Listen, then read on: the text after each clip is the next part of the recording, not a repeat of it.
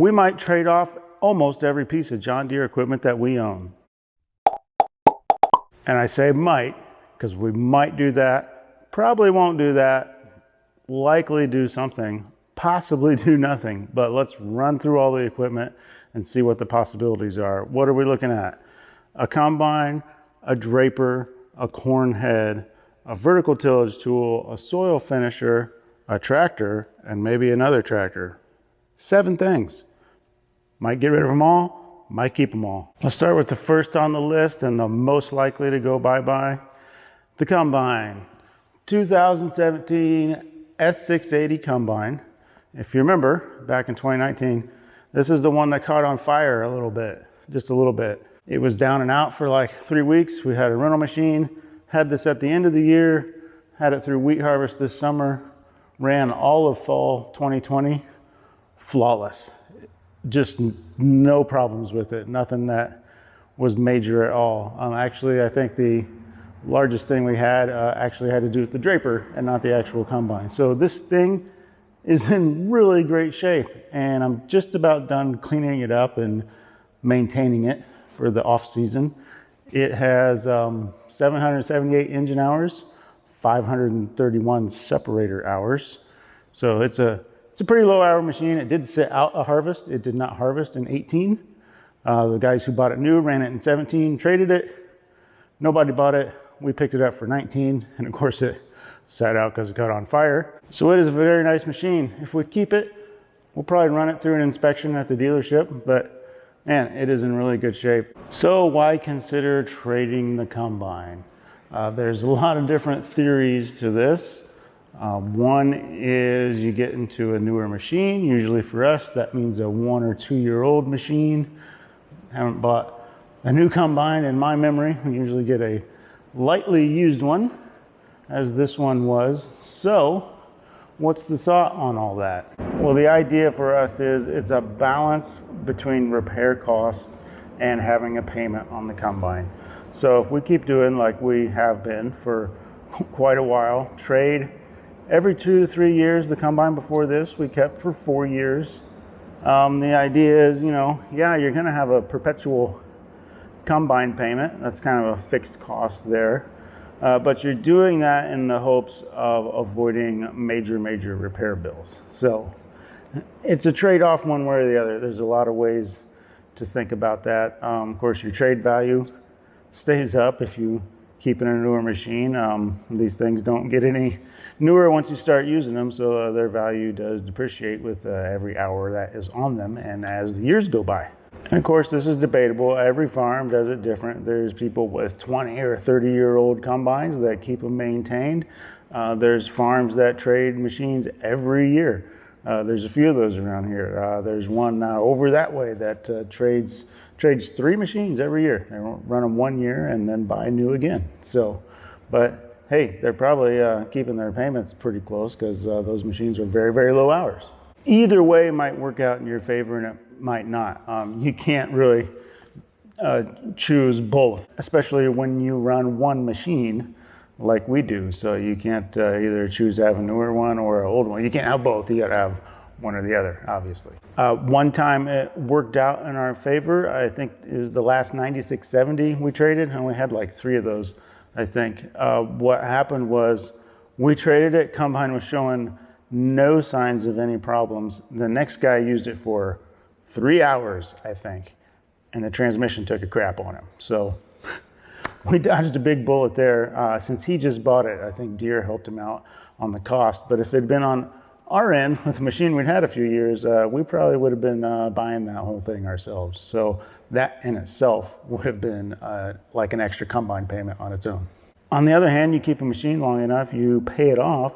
You don't have any financing to pay, so you can put that into repair bills. So yeah, it's a balancing act. Which one you want to do, you got to figure that out with everything else going on your farm. But like I said, combine here, probably the most likely to go. Of course, Deere says they have the one we need. They got a 1 year used 2020 coming in, S780 on tracks. That I think it's gonna tick the scales at just over 500K. So I'm not sure we're going to do that. Let's venture out into the shed and see what else we might get rid of. The planter, I can tell you, is not going anywhere. It's been here for just 2 years, and planters are a pretty long-term thing and fairly easy to keep up. So that one's here to stay. We have not one, but two pretty low hour tractors. You see this one a lot, the 2013 John Deere 8360R. It has right now 2,200 hours on it.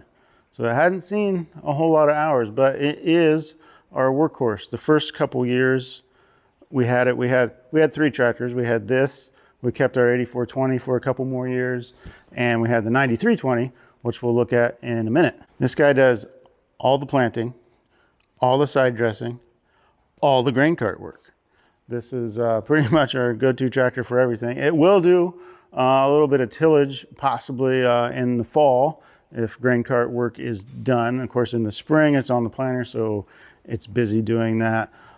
This is like the combine. This thing is great. It really hardly ever gives us any issues. It's low hours, but then again, that's a reason to trade it. It's low hours. It might be worth more than other tractors of its age. We kind of hate to see this thing go, but if the price works out right, it might go bye-bye. Again, these two tractors have the same problem. This thing is paid for. It doesn't owe us anything. This was either, off the top of my head, our first or second year without a payment. So yeah, I mean, obviously doesn't run for free, fuel and maintenance and all that stuff, but you got a payment that's gone, and that's the most significant part of the ownership. Unless we make dollars and cents out of things, I think this is here to stay for a while, but it is a really well-equipped tractor, the top horsepower of its time, and very low hours, only 2,200 hours. Let's go look at the 9320. Similar story, but older. So the other tractor, the 9320 four-wheel drive, 2004 model. This guy's only got 2,600, not quite 2,700 hours on it. So same problem. It's paid for quite a while ago. It doesn't owe us anything, but it doesn't do a lot of work around here. If we look at the book, keep the maintenance schedule, and I actually thought maybe I skipped one, but I checked the oil filter. I always write the date and the hours on the oil filter when I change it. And this is, thing's due for an oil change, just maybe based on time. But last oil change, 2,490 hours in April of 2017. It's only got 200 more hours in the last 4 years. And why is that? And we can go back farther. It had only 100 hours less. A year before that, it had 100 hours less. If we go back to, let's see, if you go back to 2014, it had just under 2,200 hours. So it's gotten 400 hours of use in nearly more than 6, almost 7 years now, 6 3/4 years, something like that. So why do we have it? It does some tillage, and that's about all it does. And we're pretty much no-till anymore, so we're not doing a lot of tillage. Why don't we have this do other things? It's what you'd call a bareback tractor. It has no 3-point hitch, and it has no power takeoff. So no power takeoff, it can't run our grain cart and take hours away from the 8360, and no 3-point hitch. It can't do things like pull our ripper, which we have, our 7-shank straight ripper.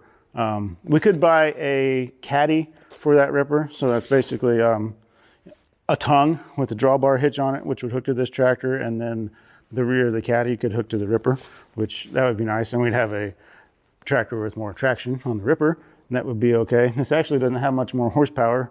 It's somebody correct me, 370 or 375, and the 8360 is of course 360 horsepower. This weighs a little more. It has a lot more rubber, would be the main thing. It doesn't weigh a lot more because the 360 has a full weight package on it. So again, this is a really nice condition, low hour tractor. Actually have a neighbor that's pretty interested in it. So the John Deere guy, he came out while we're looking at trading all this stuff is, we want to talk about combine. We said, we might have a slight interest in changing up our big tractor situation. Maybe not a huge interest. So he just came out, took all his pictures of the combine, both of these tractors, the tillage tools we're going to look at in a minute, and both heads for the combine. Just why not throw everything in the mix and see what the dollars are and see how it shakes out. So we haven't heard those numbers back yet, but should be any day now. We'll be crunching numbers on that stuff and see if we do everything, something, or nothing. So we'll figure that out. So yeah, this thing is not costing us a lot other than it's, you know, capital, it's dollars sitting there, getting older, not really getting more hours, but the model year gets a year older every year. So I don't know, we may think about giving this up. We've thought about going down to one big tractor. I don't know, we could do that. I do have this set up to run anhydrous. Of course, with these huge tires, I can't side dress between the corn rows, but I have it set up, put wiring harness and stuff on it that it needed, so I can do some pre-plant because we like to wrap the fields and do stuff like that. So that keeps a couple of days worth of work off of this other tractor over here, but not really a lot. So standing between both the tractors here, we think maybe these could turn into one, or since we're not getting a lot of use out of the big four-wheel drive, maybe we could have a high horse row crop tractor like this one, like an 8R410, 8RX maybe, I don't know. Haven't seen any tracks on this farm yet, maybe we will.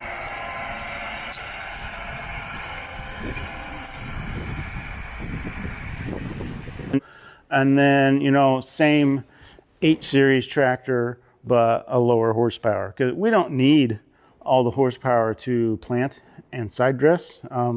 Basically, when this gets hooked onto tillage, or it's nice, it's got no trouble with the grain cart. So a lot of options to weigh on tractors. Could end up with 2 row crops, could end up with one very well equipped row crop. Maybe it'll have tracks on it, I don't know. We'll see. Again, not as high on the list as the combine, but we'll see if the dollars make sense or not. 2 tillage tools. You're saying, Brian, you're a no-till guy. You talk about no-till all the time. Why do you have tillage tools? Well, again, these are paid for. They don't owe us anything. Back when we were doing more tillage. So what do we have here? We have a 26-23 vertical till, and we have a 2310 soil finisher.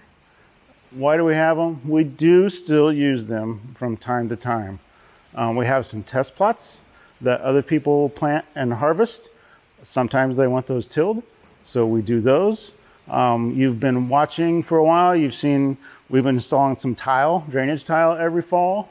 So those drainage lines, after we work all that in and put the pipes in, those need leveled out before the planter shows up again in the spring. So these do some of that. 7-shank ripper, that's not going anywhere. We found after we no-tilled for several years, some of our end rows and higher traffic areas, the yield there was suffering. So occasionally we'll go and rip those up. It is raining today, so hopefully the shed roof isn't picking up on my microphone here. Our plan for these would be similar. For what we might do with the tractors is we think these 2 tools could become one tool.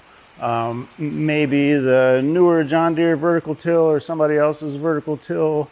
Lately we've been favoring the soil finisher, and this doesn't do, the vertical till doesn't do the best filling in ruts and stuff. So sometimes in the spring you get ruts, especially from sprayers, fertilizer spreaders, that kind of stuff.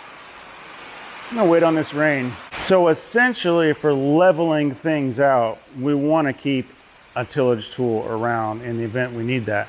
Yeah, we could rent something, or, you know, get something from the Deere dealer or borrow a neighbor's, but is it the right tool? Is it available when you need it? That would be the question.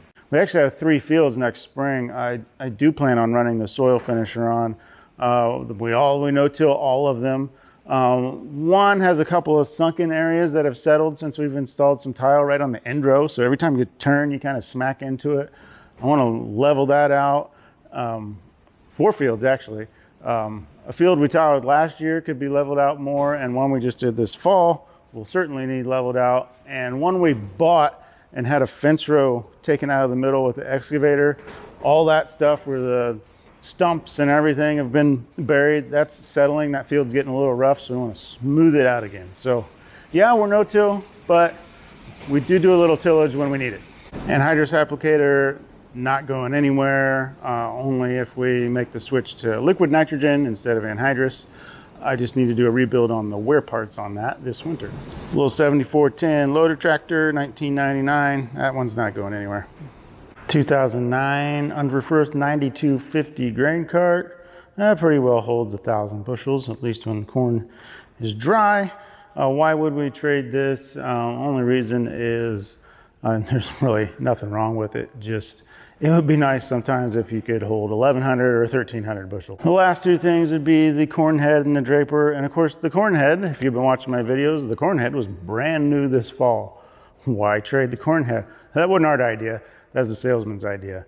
He said, well, let's just look at a new corn head. So, well, who knows? Ours ought to be worth hopefully close to what it was when we bought it last spring. But I doubt we do that unless, you know, the payment happens to be exactly the same. I doubt the corn head's going anywhere. The draper we've had for a few years, the 40-foot draper.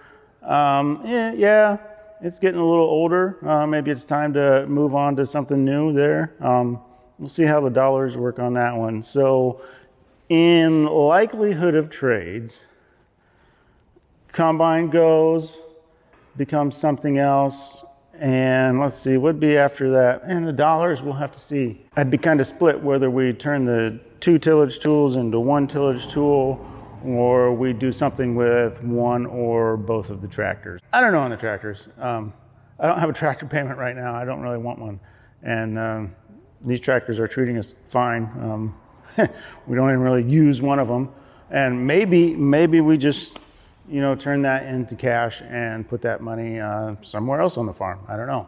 So we'll see. So thanks for watching this video. If we do anything with any of the equipment, you know, you'll see it here wherever you're watching this video, Twitter, you know, Facebook, YouTube, Instagram. If we get something new, you're going to know about it.